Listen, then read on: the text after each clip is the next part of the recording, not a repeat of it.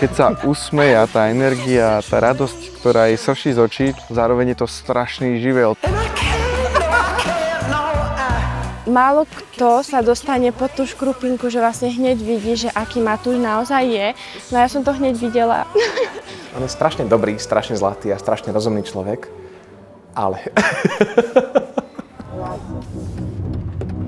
To, že ste dnes tu, viedla vás tu cesta. Proste tá cesta strašne dobre ubiehala. A my sme sa tak rozprávali proste, to bolo ako dlhoroční priatelia, ktorí do seba zapárali. My vlastne stále non-stop, jedna pre druhú. Sa mi to plakať?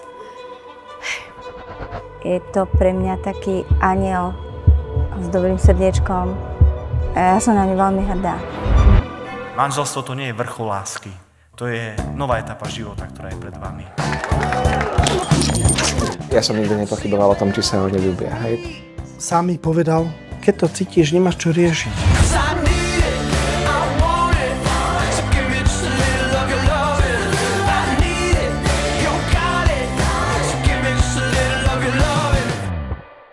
V podstate je zhoda viacerých náhod. Až to tak malo byť. Asi áno.